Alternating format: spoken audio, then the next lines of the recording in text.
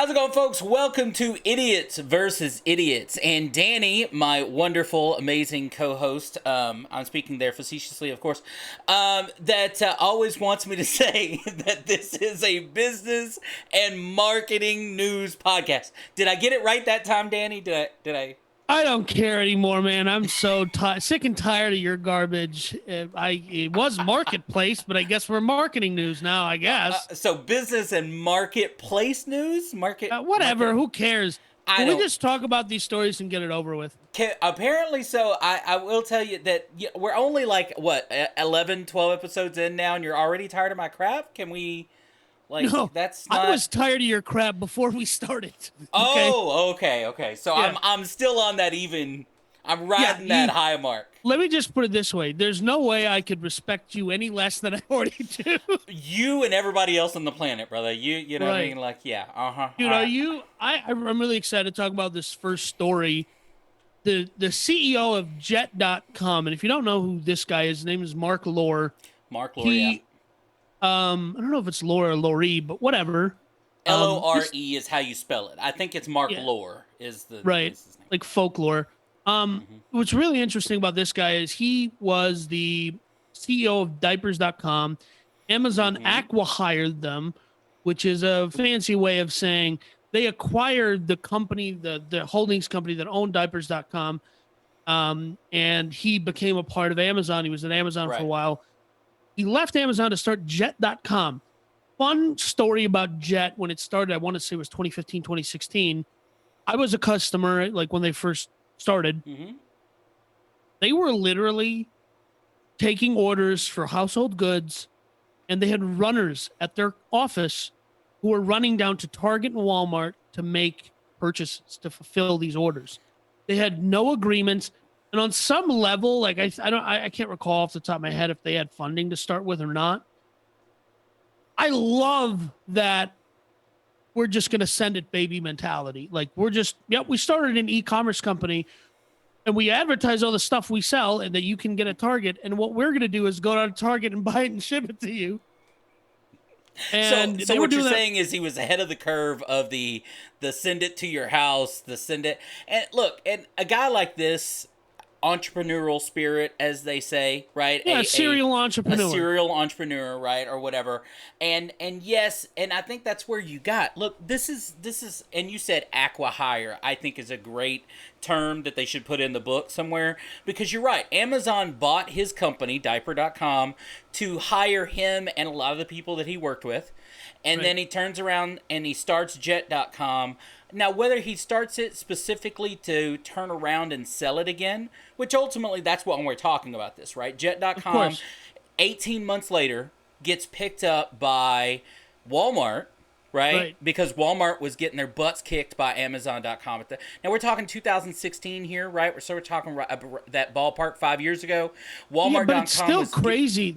It's a still crazy notion to me that an 18-month-old company got purchased by Walmart for $3 billion with not no only for infrastructure. $3 billion, but that was a risky move back then. I remember when that happened, as far as the news articles going, hey, is Walmart doing the right thing here? Should they not be building their own right product? Because again, it was an acqui-hire. They were, they bought Jet.com, but what were they really buying? They were buying Marc Lore, right? Yeah. For $3 billion and all the people that were going into it, the infrastructure and everything else. And they took this company and then spliced their team up into, CEOs and, executive team and app development team. And then you fast forward 4 or 5 years later, and 3, 4, 5 months ago, Walmart's come out with their own $98 a year like Amazon Prime membership. Their Prime or whatever it is, And that not only have they done that, but they've also built the infrastructure to compete directly with Amazon, right? Especially in areas like mine, suburbia and stuff like that, where there's a Walmart everywhere. So he's done his job. Now, I think what was really... They signed him, and these acqui-hire stuff that's gotten more popular, they've also got strings attached. His was an unnecessarily, at least for the industry, they made him sign a 5-year-long stay contract. Yeah, and I don't blame Walmart, because if you look at a guy like Marc Lore in his history, if your entire point in, or the majority point in hiring or acquiring rather jet.com, 18-month-old property with barely any infrastructure and basically there wasn't a ton of assets that they were acquiring. Right. Well, were You there want really to any? Yeah, and you want to and the point was, and listen, to his credit, he did his job. I mean, Right. he built Walmart.com into the second largest e-commerce property in the United States of America, right behind Amazon. And because credit to Walmart for realizing that they didn't want to become Kmart. They didn't want Amazon to do what Walmart did to Kmart, which was just put them out of business. Mm-hmm. And they realized, I think Walmart understood, like, hey, we have one thing that Amazon doesn't have, is distribution points. Everywhere. Right. We've already invested in the property. We've already invested in the distribution centers. We have the logistics. All of this out of their back, you know what I mean? The back door of their existing places. And the future of what they can do is, I believe, is they can close probably half of their stores in the United States of America. And that is Walmart. They can close half their doors, convert the existing stores into warehousing, and just have a small, because they already have these they built a newer Walmart one town over, and they already have this massive robot when you walk into the foyer of their store, right. And it just says, okay, you just QR code, here's my item. It drags it down from wherever the heck. So Walmart is already looking towards the future. And Walmart, by the way, acquired other e-commerce platforms, or companies rather, like Bonobos, which is that super viral men's pants company. They sold chinos. Yeah, look, a company like Walmart or Target or whatever are going to go through phases of buying up brand names, because the brand names, once they get associated over time with Walmart, that brand name may lower, right? So you buy a new brand name that's pretty popular, decently popular. You mass produce it in the same way you've mass produced everything else, and you put it in your stores. You're, again, acqui-hiring. You're buying the name is what it has value to you. And again, it's a business model that, guess what, will work 50 years from now. It'll continue to work, right? And that kind of stuff. But like you said, I think you're going to see more and more of, why would a company, Walmart, HEB, right, grocery stores and stuff like that, continue to have their existing type of stores when every stat that we have, even before Dos Equis, by the way, but Dos Equis is just pushed it forward faster. It just threw gasoline on the fire. That's all it did. Foot traffic, we knew statistically, was going to diminish over the next decade inside these stores. And I thought even before Dos Equis, that stores, Walmarts, grocery stores, HEBs and stuff, were going to turn more into Sam's Club, Costco, warehouse-looking stores. Why provide this big glamorous experience when nobody's walking in? When just scale it down, right, to your warehouse-looking store and have everybody sit out front. And then you're just paying employees to run around. And like you said with your Walmarts, I don't even think they have to close the stores. You take and remodel the store, make it 20% the size it is currently with your products that are high moving, and make the rest the warehouse. So why not keep it both ways, where you don't have to close this Walmart, keep it, right? Just reduce the footprint of it, and then make the rest of it warehousing and run everything out of it. Well, the reason I say I think there could be a future of it where they close it is, they have so many either underperforming stores. And this actually happened right next to us. There was a store, it wasn't in Cedar Park, but it was in North Austin, and they just closed it. This was 4 years ago, probably. Yeah. Because they had better performing stores. And if I'm Walmart, I go, yeah, you're right. You probably want a Walgreens size retail front, and then just all warehouse in the back where... And the reason I think they close them is, why do you, if I'm Walmart, I go, I own all this real estate, I'll sell it.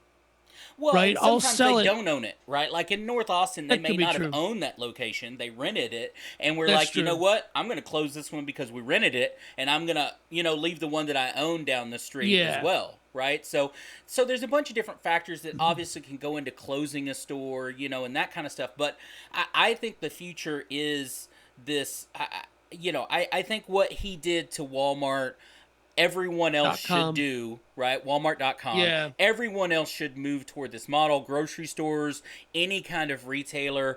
I think if you're a small retailer and you're still in a strip center somewhere, the overhead cost versus revenue, right, is unless you're in a place that the foot traffic is extreme, which again, Dos Equis knocked out your foot traffic anyway in those spots, right? Right. So I think it's a good model, and Walmart.com was smart enough. And again, it was a risk. Yeah. $3 billion is still a lot of money to Walmart. I mean, it's not, It's not nothing. especially when they were getting their butts kicked, right, by Amazon, and they were looking forward and that kind of stuff. And listen, the reason we're actually talking about this story, as interesting as Jet.com's legacy will be for Walmart, and I will just add this, I actually think it was to Walmart's detriment to close Jet.com. Sure. Well, now and it I'll just tell you why. redirects to Walmart. I actually tried it. It just redirects Yeah, no, to Walmart. that it redirects to Walmart. But the reason I say it was to their detriment is, you're right. There is a bargain basement feeling to Walmart's goods. And if they're bringing a higher quality of goods to market, it benefits them. Just like the Japanese came to this country, Japanese automakers, and realized, okay, in Japan, yeah, if you go buy a Toyota Crown or a Toyota Aristo, that's a nice, people understand that that's a upmarket Toyota. Okay. But in the United States of America, if you want an upmarket Toyota, it has to be called something different. It has to be a Lexus. Sure. So in the United States, that just is how the consumer is trained. So I think I would have kept Jet.com, and it was Jet.com, and it was super techy, and it was purple, and I might have rebranded it to make it look a little more Walmart-y, to maybe incorporate some more Walmart colors or something, but I would have kept that.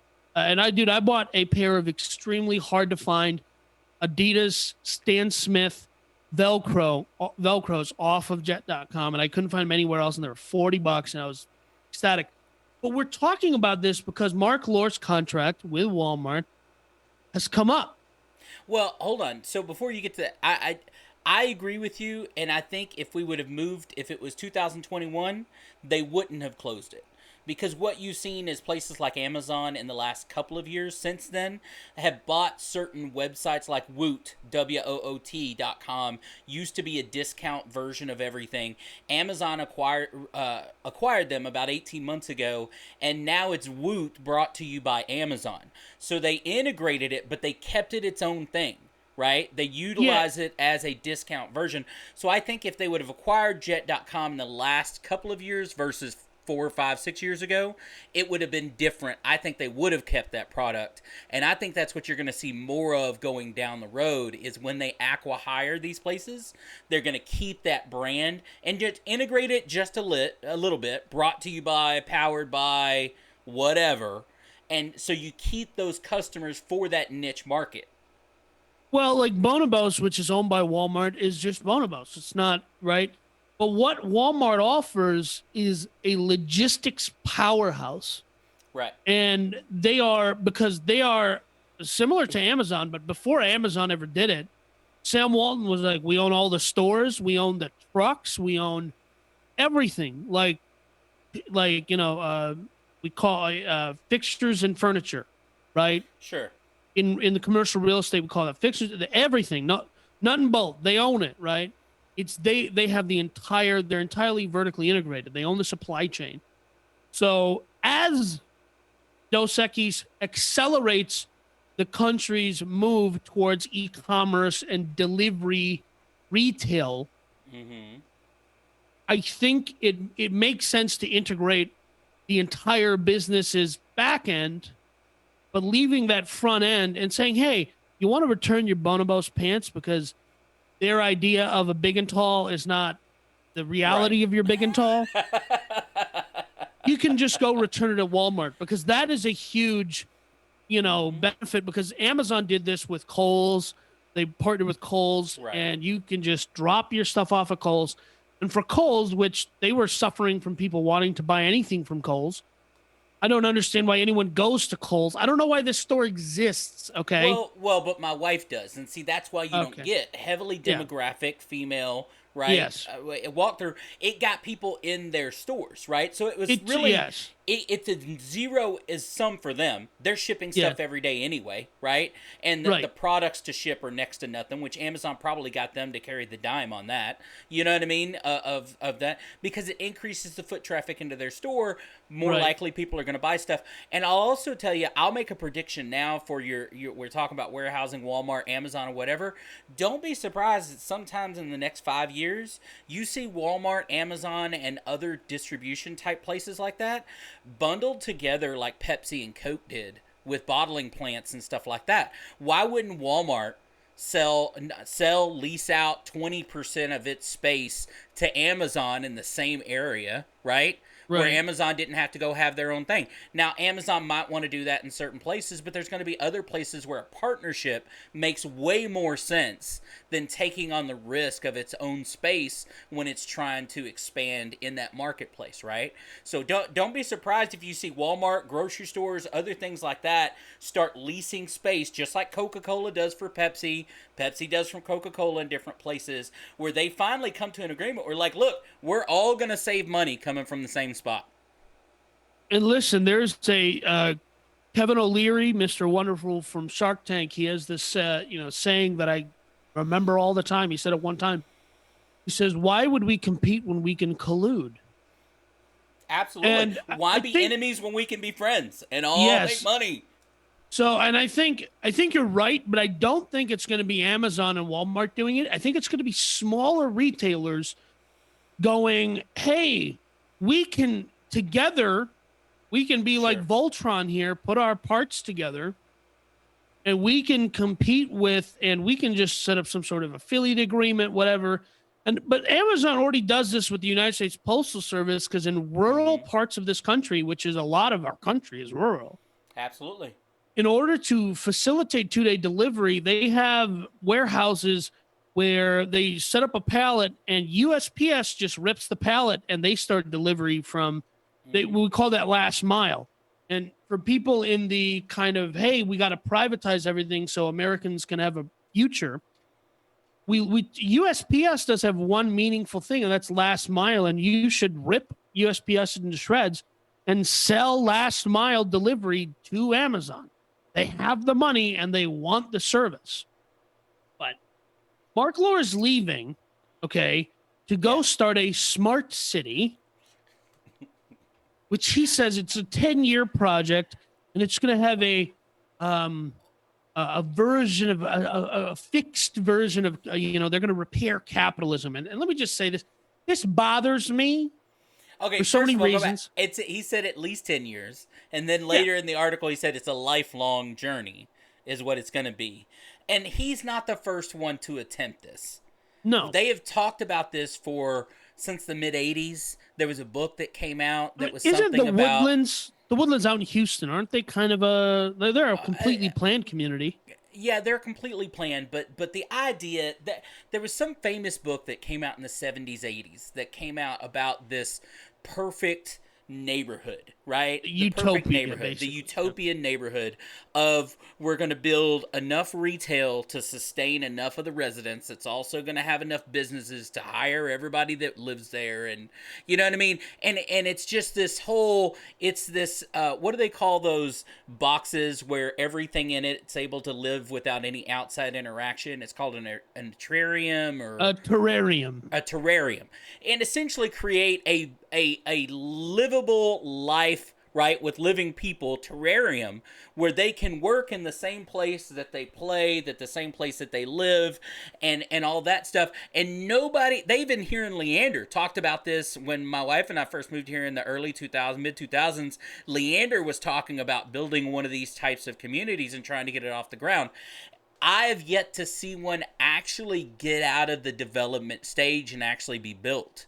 Because it never reaches... Now, not to say that it won't. It's a great idea. But I don't know that we're there yet. Now, we're closer now with technology. let me tell you why I think it's a dumb concept. Number one, if you change capitalism as one definition, it's complete laissez-faire free markets. And if you change the definition of that, it stops being capitalism, it starts being something else. Absolutely. And in our society, we unfortunately have this problem where everyone continues to blame the free market for something where it's like, well, actually, there's no free market in healthcare, for instance. And none of this is like, this is all idiocy to me. All right. Well, let me put it to you this way. I think it's cool that this guy's trying. Okay.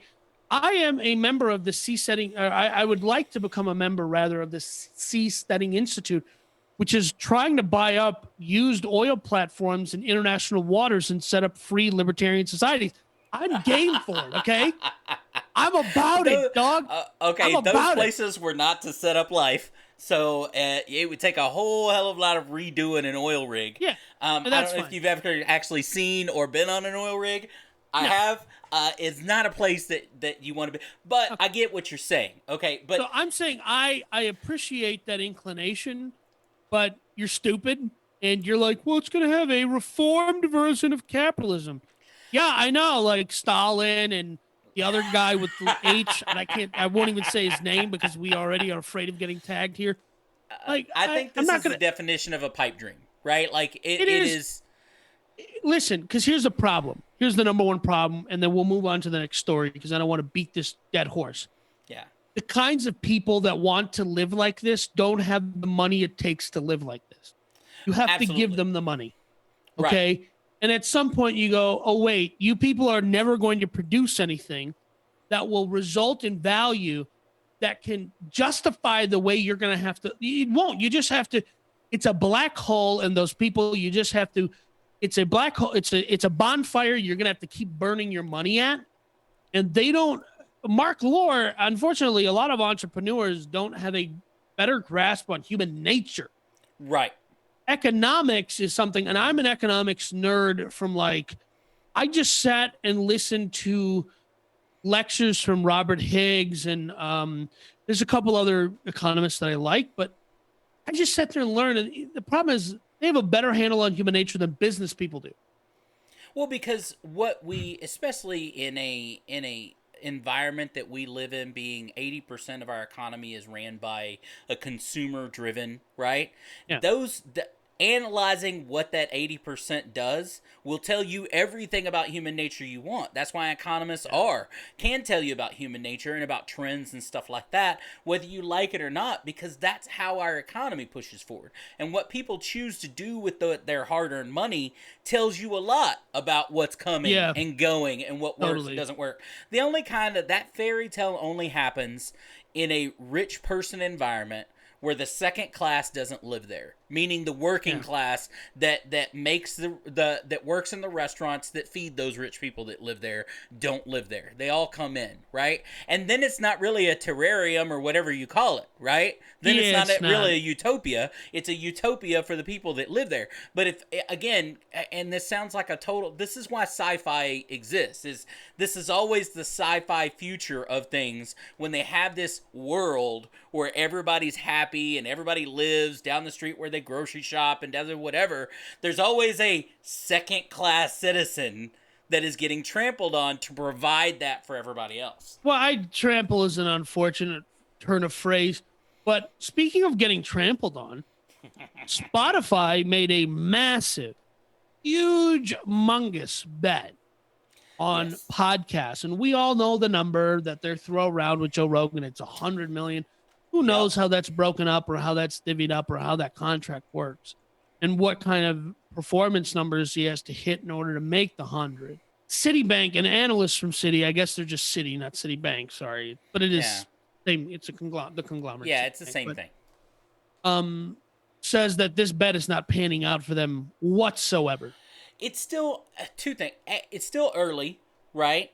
And what was the bet they made? The bet that they made is the same. They didn't just make this bet willy-nilly. They made it like Netflix, like Hulu, like all these other platforms. Make acquire unique content. I'm going to take the Joe Rogan show. I'm going to take the Kim Kardashian show. I'm going to take these other things that they bought. I think Kardashians are on Spotify? Yes, and I think Michelle Obama has her own channel on Spotify. She's unique to No Spotify comment. now. The point is I'm going to take and acquire this content. I'm going to have it uniquely on Spotify, and if I get enough of that, I can get enough people to turn around and pay for the premium services. The problem is to get to that content is still free. The only thing that you provide by premium services, get this. Because I actually had to look this up, because I didn't know that Spotify had a premium service. I figured they did, but I didn't know. So if you want an individual Spotify membership, it's $9.99, $10 a month, and that by itself, your individual, doesn't even take away the ads. Okay. Yeah. So when I signed up for Spotify when Joe Rogan switched over to Spotify exclusively, and because they offered me 3 months of free premium individual. I'm sure it was the individual plan. So I keep getting the ads. I'm like, huh? Like, I thought I paid to get rid of the ads. See? And I'll give you another example. I was hanging out with my buddy watching the Conor McGregor fight, and he goes, yeah, I usually will throw on Joe Rogan on my TV because it was on YouTube. And I usually just throw it on and I will watch the video. Right. And while I'm doing other things, because it's 4 hours. Right. So he goes, his TV has the Spotify app, but the video doesn't work on the television app. It's not supported through it. Yeah. It pissed him off enough that he emailed them, and they said, yeah, we know. You know, you can just watch it on your phone, right? Or your tablet. And he goes, yeah, I don't want to do that. Sorry for the technical glitch there, folks. So we're back on it. We were talking about how Spotify and charging for their premium package, and the bet was unique content. Now, when they made those decisions about Joe Rogan and these other people, the investors, being a publicly traded company, Spotify, the investors in 2020, end of 2019 and through 2020, responded positively to this. I mean, their stock went up 31%, and then in 2020 went up another 110%. So the stock investor said, hey, we're on the right track. We like that you're doing this. Right. Now you fast forward that, and the earnings, which is really what it's all about, right? I mean, you have two different things, and we're going to talk about that a little bit with a different question we have on this podcast. But stock is two different things, right? You have this perceived value, and then you have earnings, which are two different things. And the earnings showed that there is zero significance as of yet of the cost of this unique talent, this unique product, and results and earnings, and that's showing more people signing up for premium. And that is what I'm driving at is, I think unfortunately the consumer has been trained to get content for free. Especially what I would call, a gatekeeper list, like user generated. That might be a more fair term. And it's really hard to get people to now pay for content. For some reason, we're happy to pay for television, right? Whether it's Netflix or if it pops up on our TV and it's scripted or reality, whatever, we know that we have to pay for that. But I think it's when we came from like radio, it was hard to I think that transition it was hard to get the consumer to pay. Well, look at XM and satellite radio, right? They're still a relatively very, very small in the marketplace. They thought 20 years ago, you would have thought that XM satellite radio was the next future. Big thing, was the future, whatever.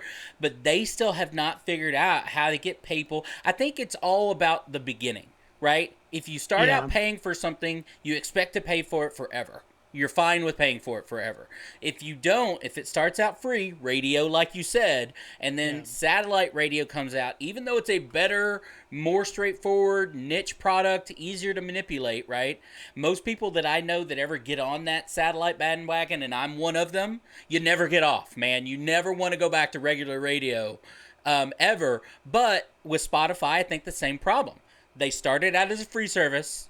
Now you're wanting people to pay, and oh, by the way, you're not offering them a whole lot to pay.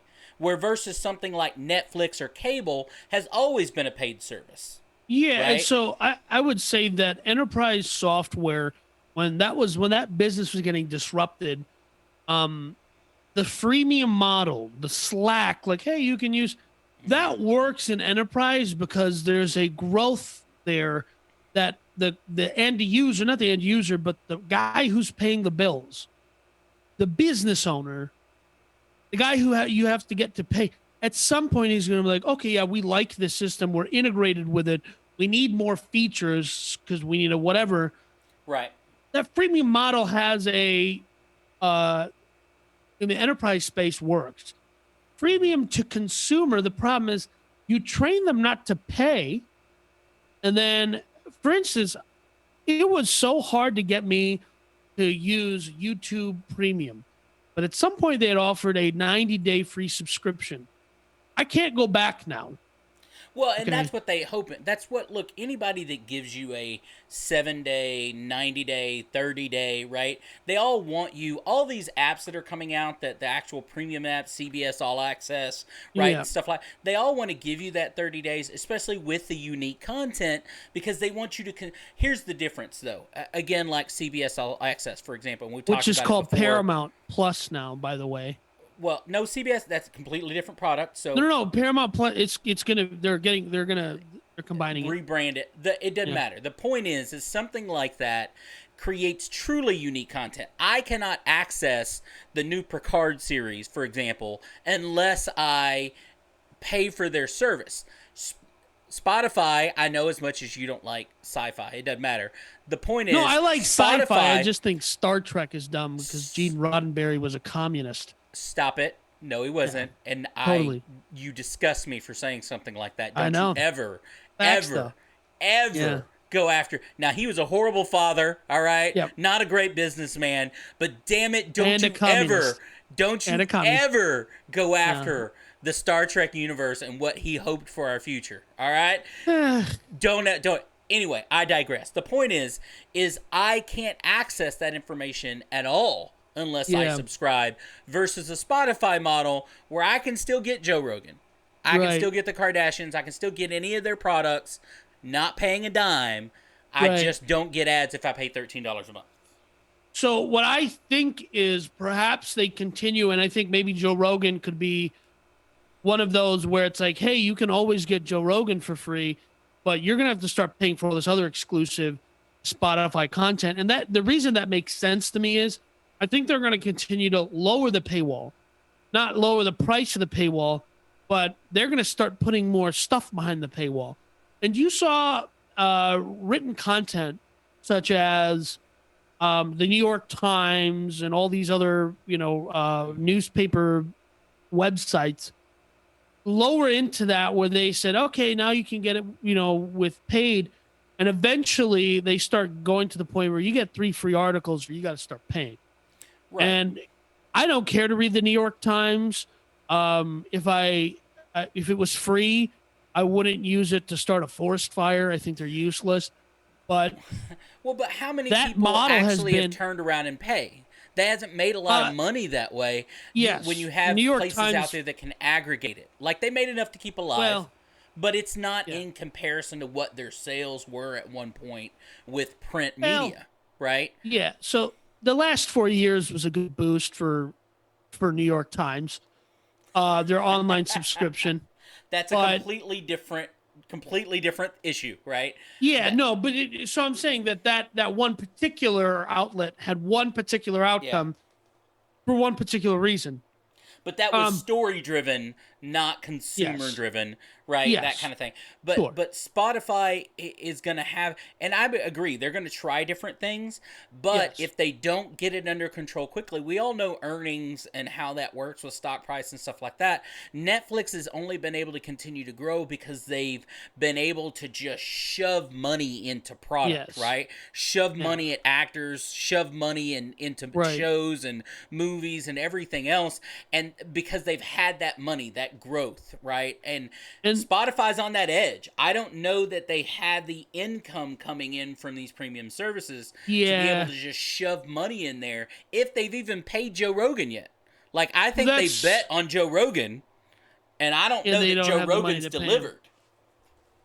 Well, I think the problem, like I said, was I just don't think that he has enough. The problem is there is enough content out there in the universe that if you don't see Joe Rogan pop up on my YouTube suggested, I just forget that I love Joe Rogan. Okay. He's impacted my life. His Joe Rogan experience has impacted my life in a way that is, calculably better because of something I heard on Joe Rogan. Sure. Shifted how I thought, whatever. But if he's not top of mind, there's 60 other podcasts that I will listen to and just forget that Joe Rogan's there. But I understand why, but I'm just saying so. But to and we're going to transition a little bit into this other story, but our audio is distributed by Anchor.fm, which is owned by Spotify. And when Spotify acquired Anchor.fm, I was doing another podcast on the stream that we're currently publishing, Idiots versus Idiots. And I was concerned about that acquisition because Spotify has had a history of being not so friendly to, I wouldn't use the word alternative. I would just say people who don't fit a very, very specific ideology set, which is projected onto the society as this is what the mainstream normal people think. If you're outside of this extremely narrow position, and so that was a concern for me. But when they brought Joe Rogan over with all of the kind of controversy, he's not a controversial figure. No. People talk about him and make him into a controversial figure because it makes them, it's good content, it's good clicks. That sound bites and stuff like it's easy to take somebody like Joe Rogan and take a sentence out of context that sounds weird. He's not a guy that thinks about every word that comes out of his mouth. He's every a sentence comedian. That comes out of it. Exactly. So it's easy to take him out of context. So he's a big public figure, especially with the Spotify deal. Look, the Spotify deal really, Joe Rogan had already created a great audience, and I don't want to take anything away from him. Big admirer, like you, have gotten several things from him and just a different way of thinking and stuff like that. Okay, listen. But taking the $1 billion deal, $100 million, whatever. Yeah, what were you gonna say? I'm just saying that deal took his notoriety in the new, you know what I mean, to the next level. I mean, it gave everybody a reason to talk about him, everybody a reason to talk about his move from California to Austin, everybody a reason, you know what I mean? I watched his show for a while on a decently regular basis, not daily, but on decently, and when he announced that he was moving to Austin and he got this, $100 million deal from Spotify or whatever, his show quickly transitioned into in the short term, a lot more high-profile people came on his show really quickly. Yeah. A lot of, you know what I mean? Like, and they were all talking about, because that's what he does. He's that kind of comedian. He's that kind of guy that talks about what's currently going on in his life, what's currently going on in society. He's that kind of on-topic kind of guy, and that's what everybody wanted to talk about. Is guy, dude, you just got $100 million from Spotify, and you're moving to Austin. No one from Spotify or Joe Rogan has confirmed that number.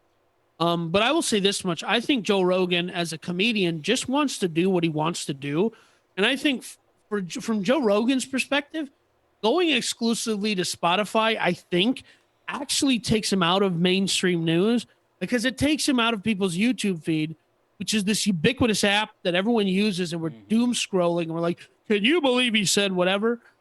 And I think it helps him get out of the negative limelight, not that he's created or desired or deserves, but the media around him created because they unfortunately pigeonhole this guy who's like a Bernie Sanders fan as this like meat. And this is truly a bigoted thing. Like, he's this softy whatever guy, but he likes to, exercise and be healthy. Yeah, so they paint him as some MMA crazed, You know what I mean? Meathead jock, and he's not. Meathead, Yeah. And he's really not. He really does not. I wouldn't say Joe Rogan is. I wouldn't say intelligent, and I don't think he would either. He says it all the No, time. he's a goddamn national treasure. Okay, he is, but because he knows he's not super intelligent, he just has, like everybody should, an open mind to intelligence, and he has a weird way of looking at things, and that weird way is a different kind of intelligence, right? Yeah. So I mean, okay, look, we need to get off this topic because we can talk about our love affair with Joe Rogan. Most straight men can talk about their love affair with Joe Rogan for hours and hours on end. Why can't it be straight and gay? Why can't it be? Why can't it be straight and gay? Like it can be anybody, Danny. Why do you have to be whatever it is that you're currently being? Okay, so from now on, we're just gonna say, Danny's being. No, we aren't going to. I'm gonna say whatever I want. This is idiots versus idiots. I say whatever I want. It doesn't change that you're still an ist. All right, whatever ist it may be, you're still an ist. Yeah. I will cruise South Austin trying to bump into Joe Rogan because I hate South Austin. Okay, when I moved to Austin, because all these fancy dancy Californians are moving to South Austin, which is fine with me. I like North Austin. Keep North Austin normal. I like the NWA because, and I call it the Northwest Austin because that's the NWA. Northwest Austin, yeah. I like living up there because it's suburban, and I'm a suburban guy. If you're moving to Austin and you're just a normal person, move to Dallas. Northwest Austin is the way to go. All right, move to Dallas. If you're Joe Rogan-esque, if you're crazy, that's South Austin, Bubba. There is no North Austinites don't go to South Austin. South Austinites don't go north of MLK. This is a true story. I have a bunch of family that after I moved to Austin also moved to Austin. I don't dislike them. We're perfectly cordial. We don't have any problems. But they're not like, I don't want to go hang out with them. When they told me they were moving to like B cave, I was just like, I'm never going to run into you. This is fine. You could have moved to West Virginia. It's the same thing. That's right. I'm never going to run into you. I literally broke up with my... South of MLK is another country. It is... That's another... You might as well be, Yeah. And so this true story, I used to date this chick that lived in South Austin, and I shouldn't say we went on one date, and I was driving to go pick her up, and we had been talking longer than that first official date. But I'm driving to pick her up, and I get her in the car, and I wanted to take her to Lambert's, the fancy smokehouse, right downtown. And she gets in the car, and I forget how far up to downtown we had gotten, and she was south. And she goes, well, actually, I'm a vegan. I'm not kidding. I hit the highway, hit the turnaround. I was like, you're really pretty, but you're not pretty enough to be a vegan and date at the same time. And you're already in South Austin. It's a 50-minute drive, and you're a vegan. Yeah, like if you were a 7.5, done. So I'm making the commute. You're being some kind of ist. You're being some kind of ist. I don't know what it is. But all right, I want to jump into this. Can we get to our next story, please? Your ists are getting piled up here. Yeah, I know.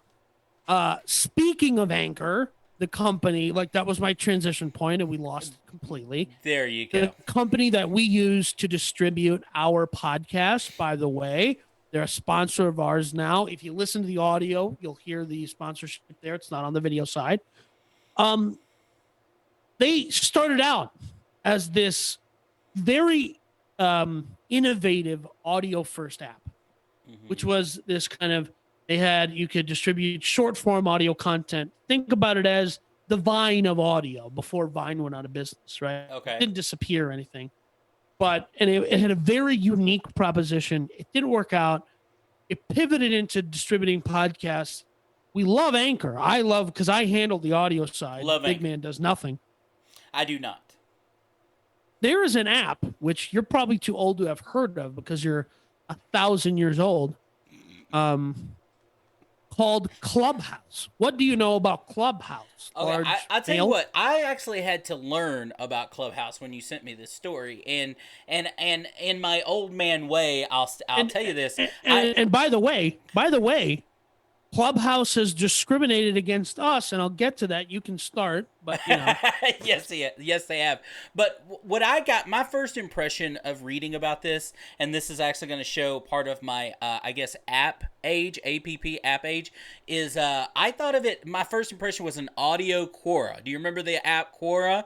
Right, it's still out there, right? I still use it. Quora, right? Yeah. And this app that you're talking about, which is, I also thought like audio, an audio LinkedIn Quora, right? It's supposedly very business oriented, but an audio Quora's big thing in the beginning was post a question and people like Gary Vee or Bill Gates or some other big business person may actually answer your business type question, and it would have these high profile people be on there asking answering real questions. I never saw a high profile person answer a question on Quora. Oh, absolutely. I never saw that. I absolutely not. That was the whole reason. Joey McGurr, you and I both know. Yes. It's actually how he got me to download the app back in the day.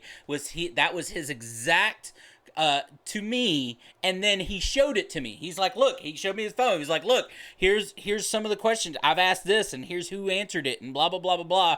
And that's how he got me to originally get into. I didn't know what Quora was until that point. I didn't know it was available, but I thought, hey, my point wasn't even the high profile people. My take on it was just the general population. Yeah, here's an environment where people are asking real questions and getting high quality answers. Now, is that still the case? I haven't been on Quora in forever, but the point is that's what it appeared to me, is real people helping other real people with real things, not what we do on social media in today's world, right? So that's what I got out of this, was an audio, meaning a voice version of a Quora. That's what I got out of the reading that I did, at least initially. Well, it's way more than that. It's a way more robust app, but here's why it's interesting. And here's how they discriminate against these two large, ethnically diverse people that you're seeing on your screen right here. They discriminated against us because we are Android power users and we don't have iPhones. We do not. I did look, and I put this in my notes because Danny makes fun of me because I still write things down. But I put this in my notes that this currently is only, not only is it only available on iOS, it's currently only by invite only, meaning you have to be invited by someone in the app, and not everybody in the app, they don't get unlimited invites. It's like you get one when you register, and then you can get more if you interact with people. And so they're incentivizing the existing people to help each other and create what they call rooms and stuff like that, and interact, and then they give them more invites. The other thing that I found interesting is apparently the people that you invite, at least currently, you are tied to, meaning other people can see who invited you, which is apparently an inside big deal. Now, whether they intended it for that reason, it's being used for that reason, so it is. And the other part is they're flat out saying, look, we're doing it this way to begin with because we have a low infrastructure. Now, here's my thing. Now, this is a business and marketplace news show. Do they really have low infrastructure, or is it just a flat-out marketing ploy? We all know that sometimes if you create exclusivity, especially in the beginning, that you get something very viral. You get something very, This is the Supreme of apps. Like the Supreme clothing company now owned by VF Brands, which we covered on our first episode. This app is, like we've discussed too off air, Voxer. This was like Voxer, a similar principle. There have been so many upstarts in this space that you would think, what moron is going to go back to this well that clearly never drew water for anybody? But this marketing ploy where it's iOS exclusive, and 10 years ago, I think, you and I've been an Android user since BlackBerry stopped being a thing. Yeah, exactly. I forever. Yeah, so there was at one point this, like, and I remember I was texting with a gal and she's like, wait, your messages are green, not blue, or whatever the iOS like iMessage thing is. She's like, what are you, poor? Like, she didn't say that in so many words, Which I is why hate that. That is 100% propelled by iPhone yes, users, by the way. That yeah. is not true at And all. But I literally at that time I was like, I'm using a $790 Galaxy, or yeah, it was a Samsung Galaxy Note 4 or something. And I was like, this is more expensive than any iPhone they sell and does a right, million more things in four. Anyways, I digress on that front. right, It's a brilliant marketing ploy because it worked for Instagram.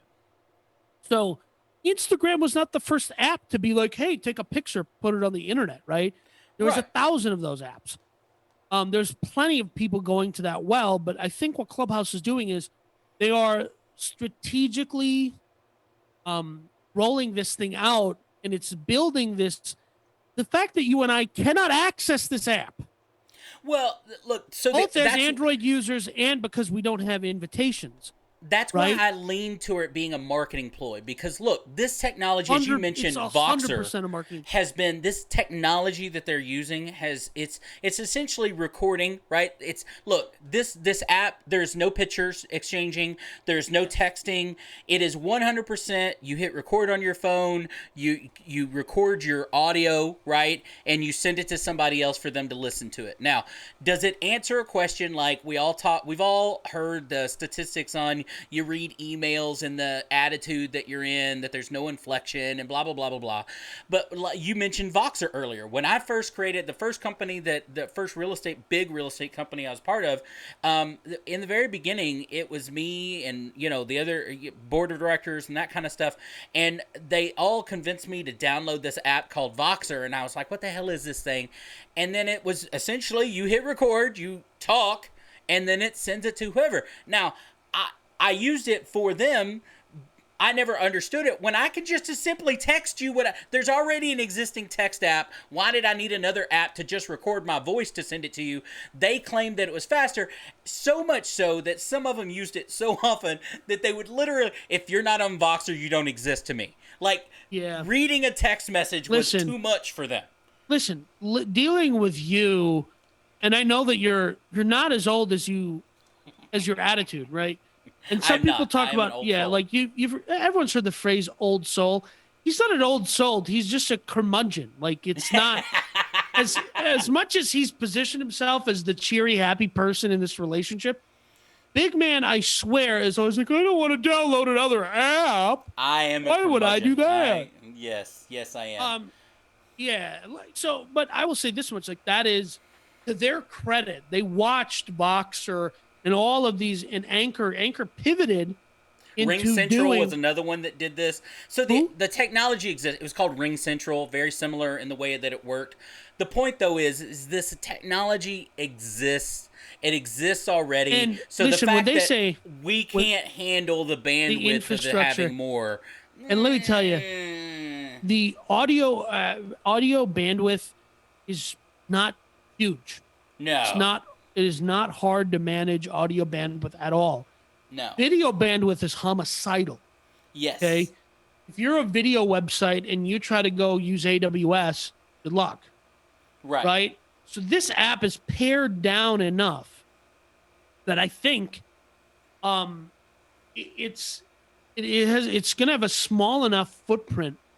But this strategy, this rollout strategy of super sleek, like, it's this exclusivity. The fact that you and I, as both Android users and we not having invitations, the fact that we can't use this app, but we're talking about it. Sure, like this is a content show where we do, the whole point of this thing is talking about content, like stuff, business stuff. It's content. We wanted it, but I'm just saying, the fact that I picked the story out of another 1,000 different stories, when there's right, that's what they're getting at, and I think it is a winning strategy. So if you're out there and you're starting a business and you think, holy crap, I only have enough money to handle a server that can deal with 10,000 users, brilliant. Right. Well, but scale to 10,000 users by saying invitation only. You get one invite. I think they're. I think they're accomplishing a couple of different things here. You know what I mean? And one of them is they're creating a great marketing ploy, right? They're making a non-secret secret out of the launch, right? And then the second thing that they're doing, and we kind of alluded this with the Quora thing earlier that you said that didn't happen, is if you're in the people that are getting it, apparently now this I'm retelling what I've read through several stories that I read about this, is that the people that are already inside of this are some pretty high profile business types and that kind of stuff.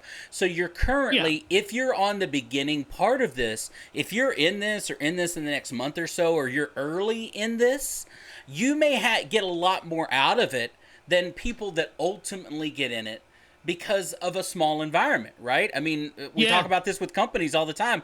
If you're the first 100 people, 400 people that work for a company, it can be really advantageous for you if that company turns out to be 100,000 employees, right?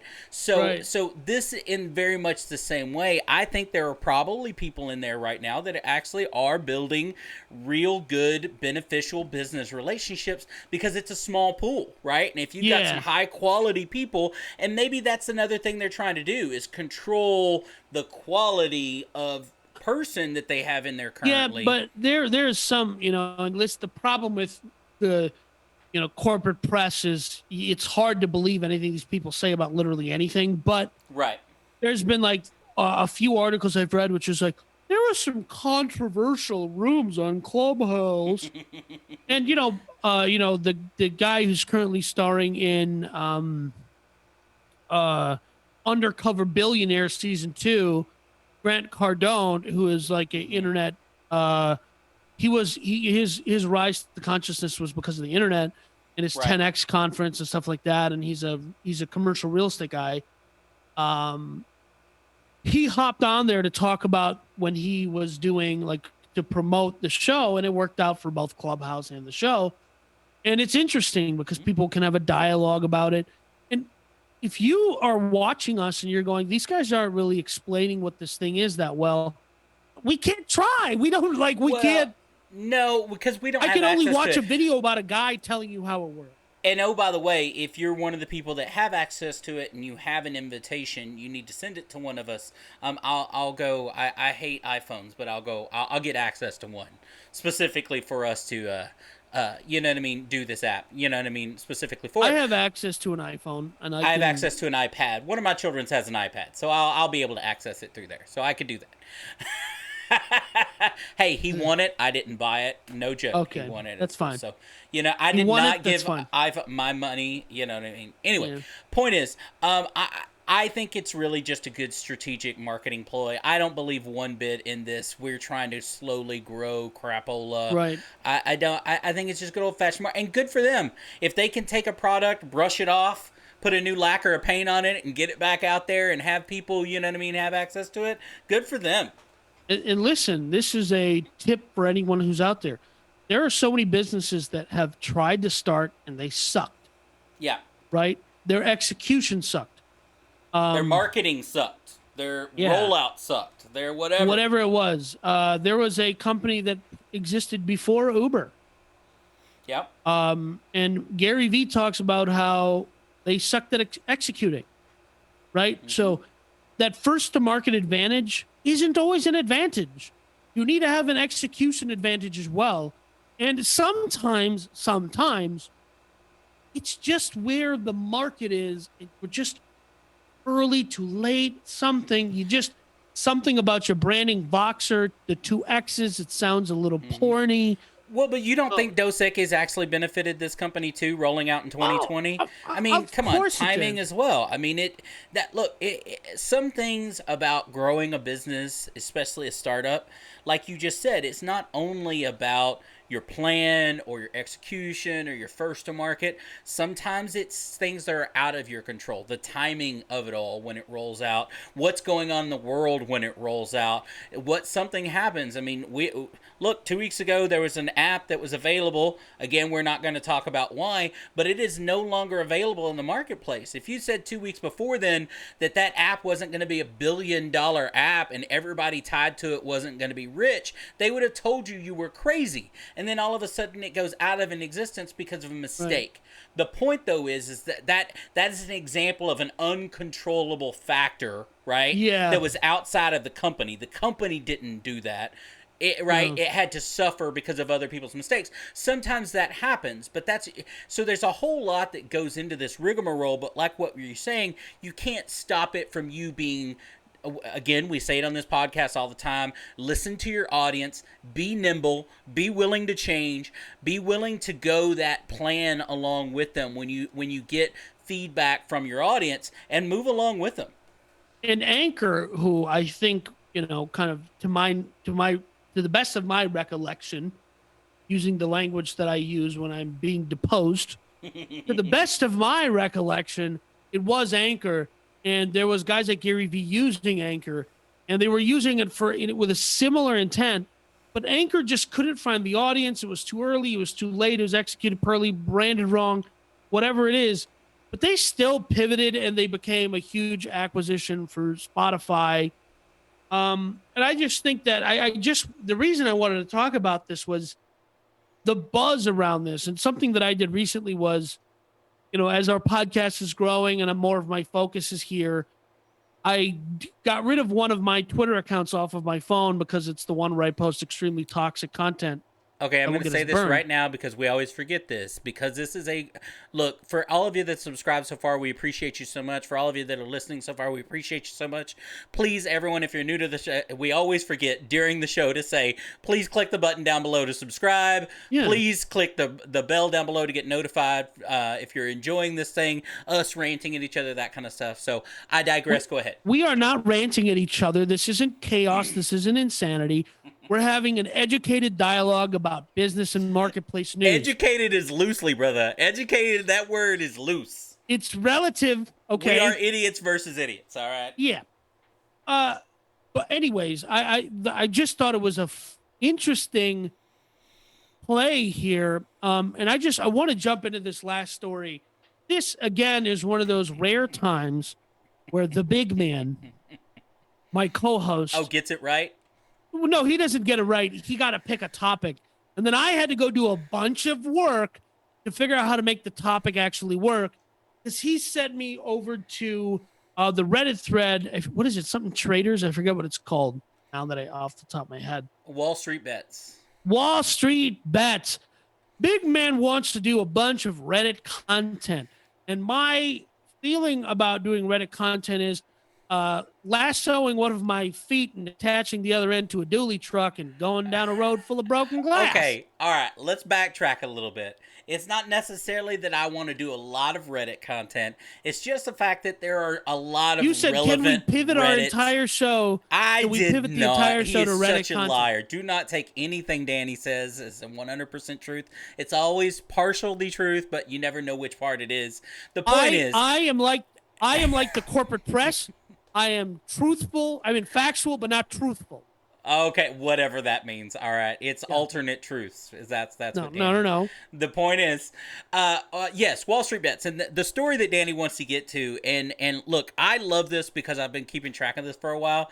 It's Wall Street Bets. If you don't know what it is, and you're a Redditor, go and check this out. If you're not on Reddit, then get with 2021 and just really you can learn. First of all, the first way to get with 2021 is to say 2021. The second way to get with the times is don't do anything these people say. Oh, well, and this is the point. Okay, so what you have is, again, not a new idea. It's not a 2021 idea. It's been around forever, ever since stock, a million years. Weeks, you know what I mean? They used to do stock releases, newsletters, and everything else. The idea is if you get enough people behind any given stock, you can push it up and that kind of stuff. In this case, Wall Street Bets, we're talking about the current one is stock ticker, G as in good, M as in Mary, E as in Edward, GME, also known as GameStop, right? GameStop for the last several weeks, a month and a half, has been being pushed on Wall Street Bets.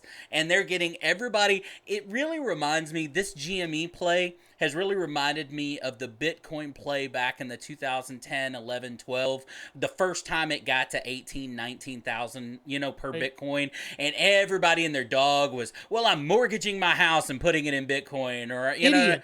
You're Yeah, an idiot. idiots and idiots in it. This has kind of gotten to that point, and here's why. We're talking about GameStop at its height, at its peak of, like, I think the PS3 was out at the time, the mid 2000s, 2005, 6, 7, when everybody was playing video games, everybody was going to GameStop. GameStop was, you know what I mean? Their sales were through the roof. They were the name when it came to gaming, going and buying games, selling games, whatever. Right. At their height, we're still only talking $50 or $60 a share back then. And then as downloading gamings became more and more popular through the 2010 and now through 2020, downloading games became more popular. Why do I need a CD? Why I'm not selling the game? I'm deleting them, this kind of stuff. They've really fallen on hard times the last 5 years, right? And all of a sudden, middle of last year, again, you add on Dos Equis and foot traffic and stuff like that, stock goes all the way down $4 or $5 a share. Oh, wow. Out of nowhere. And they're looking at closing. They're looking at, you know what I mean? Like collapsing as a company. GameStop actually has a commercial business, which most people don't know about, where it's auctioning off lots of electronics and other stuff. So they have a very interesting business model where, because if most people see a GameStop, they go, how the frick is this thing standing, right? Hollywood Video, they used to be attached to Hollywood Video rental stores. Those are all gone. Most people are buying their consoles. It's not hard to find. I mean, PS5s and stuff are hard, but I'm saying it's not like you need the game exclusive store doesn't. And GameStop, if it pivoted to more like board games and that kind of thing, I think they, in more of a comic book kind of vibe, well, they that's might been have an argument, but they've lived and died by gaming in the resale market. You bring your PS2 to me, I give you $5, I turn around and sell it for $50, right? Like they had the audience that they were resellers. That's really where they've made big bucks. Totally, is getting people to sell back their games that they spent $50 or $60 on for dollars, and then send, you know what I mean, and then turn around and sell it for $25. So they've been able to push up their market for a while. But the point is their market has not, since middle of last summer, their fundamentals of the business, their profit margin, didn't all of a sudden go up. What happened? Reddit's Wall Street Bets came in and said, hey, we've got enough people that if we go in here and bet on this, it's going to go up. Well, why is it going to go up? Well, nobody explains why anything's going to happen. Yeah. We just know that if we all get in on it, we can push past everybody. And here is the occasion that they did. Now, let me put this in perspective, y'all. I just told you, mid to last summer, early fall, $4 or $5 a share. Okay? As of today,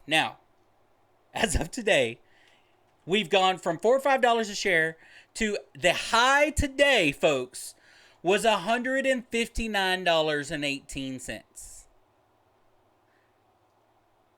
That's wonderful. 150. Now this is the really scary part. If you know anything about stocks, I'm not going to go into, in detail into stock stuff here, guys. I can do a whole nother show about that. But the point is, we're not giving advice, by the way. We are not giving advice. This is for entertainment purposes only. It closed yesterday at $65 a share. Today's high was $159 a share, and it closed today at $76 a share. Now, the whole it chopped in half. It chopped in half. So the whole point of this, folks, is at one point today, look, our stock markets, at least our major, the NASDAQ, New York Stock Exchange, or whatever, have these what they call them yield signs in stock markets, where basically when something's going too crazy, up or down, it will pause that particular stock symbol. It halts to trading. Go, okay, this is crazy and insane and doesn't help anybody. Something's wrong. At one point, they had to do that today because there was so much money being shoved in at one time that it thought it set off a red flag and it paused. Yeah, okay? So like this is why the big man just sends me a link and says, yeah, let's do this story. Reddit, Wall Street Bets subreddit. What? How is that a story? Well, here's how it's a story. Let me tell you how it's a story. Freaking, they took a stock that was $5 and shoved it up to. I mean, I got to do that fist from. Well, yeah, they fisted.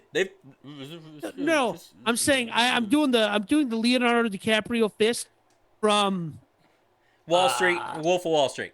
Wolf of Wall Street, where he goes, you could see returns upwards of 60%. That one clip where he goes into the shady shop, the pink sheet peddler. that is to me still one of the greatest clips of all time. But I'm just saying, listen, when I was a younger man and was trying to find more lucrative ways of building wealth in a rapid way, or otherwise known as get rich quick, I signed up for a million different newsletters and email things and whatever. Emails. And here's the problem. When we talk about what's going on in the world today and poor people and rich people and stuff like that, in this one company on the New York Stock Exchange today, okay? Now, think about this. We're talking about, right, poor people and rich people in today's world of 2021, right? Just in this, the amount of dollars, this is the dollar volume on just this one stock today. Yes. $16 billion transferred hands today. That's got to be bigger than the GDP of like Tunisia or something. $16 billion changed hands today just in this stock. Now, obviously, again, you said we're not giving any kind of advice. We're not saying whether this will go up and down or anything like that. We're just talking about what it is. We're talking about, though, if you, and I saw several on, this is again, quoting Reddit Wall Street Bets, right, on here. There was a big time post that actually was picked up by some major news outlet in the same day today, because obviously this was all over the internet. It was all over news today and stuff like that because of the big shifts and stuff like that.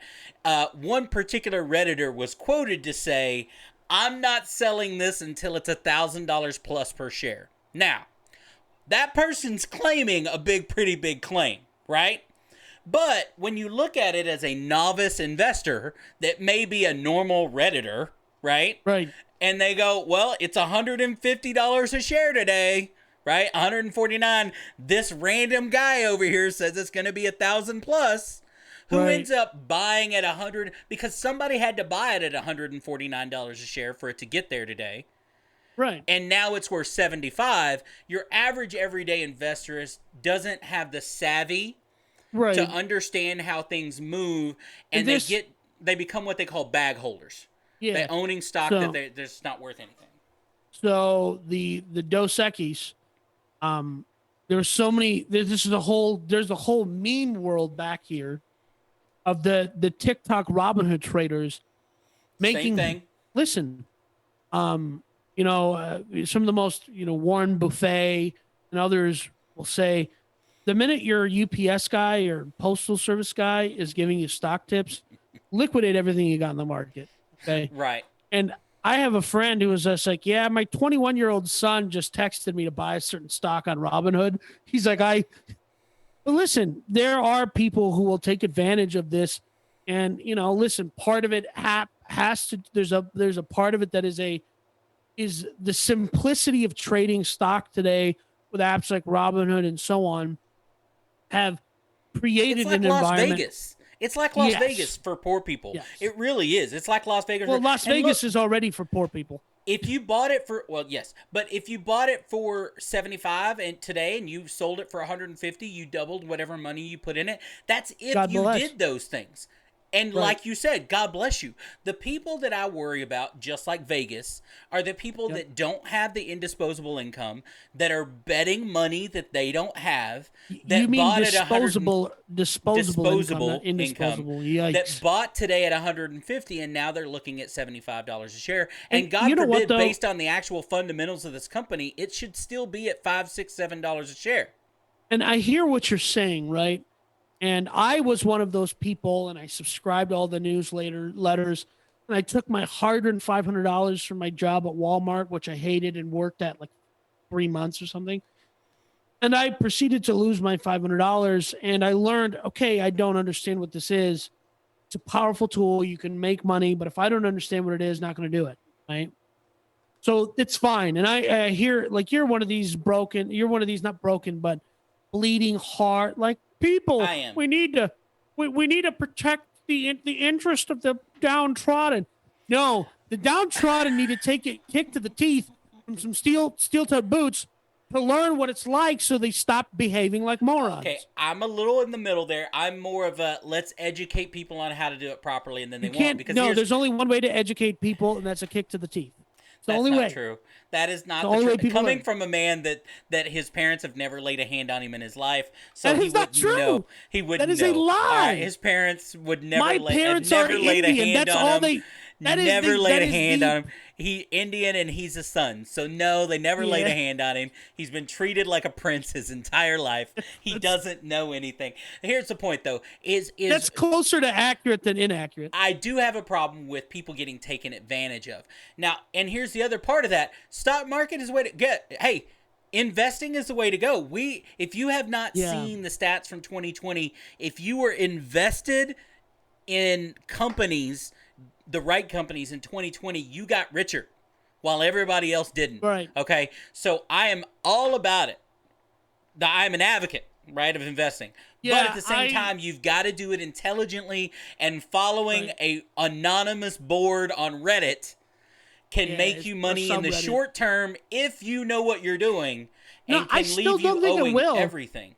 I think the key phrase you just said there as I interrupted you was, if you know what you're doing. If you know what you're doing, you probably don't need a subreddit. No. But it's fun to watch. It's like watching And people let me just, gamble again, at craps in Vegas. Yes, and I love watching people gamble more than I like gambling. Although I will, and let me add this again. This is for entertainment purposes only. The reason we do this podcast is because I simply see things differently than the status quo. I think that this whole thing is the entire thing is a casino. Right. And and that's my opinion, right? But I just think that it's fascinating that we're at a point where I think part of it too is, and listen, one of our favorite characters to discuss on this program is Dave Portnoy of Barstool Sports. Mm-hmm. This guy started a show. His entire business was essentially like it was born on the back of the sports betting, but there are no sports games during the Dos Equis pandemic. Right. So what do? This guy took, I think it was something like the total volume was something like $6 billion. And he played the stock market. And the content of him playing the stock market is wild. Well, because it replaced exactly what you were getting, right? Again, someone that's nimble, gambling, baby, know their audience, right? Know what they want, know that what they're getting out of you, and how to continue to give it to them, right? Like that's all. Right. Any business, any customer base, or whatever. People that watch Joe Rogan, people that shop at Walmart or Amazon or whatever. What do these businesses all have in common? They know who their audience is. Joe Rogan is going to be Joe Rogan because he's figured out that if he was just himself, and he said this over and over again, if he's just himself, he knows that's going to attract a certain person, and that person's going to be okay with who he is. In this case, Wall Street Bets is attracting a certain kind of person. Now, and there are people making money off of that particular kind of person, and they're going to keep feeding that as long as they can, right? And listen, if you're on Wall Street Bets, if you're trying to get rich, the get rich quick schemes are only going to get more intense. But we're going to try to have our good friend Matthew Cox back on to talk about them in a couple months.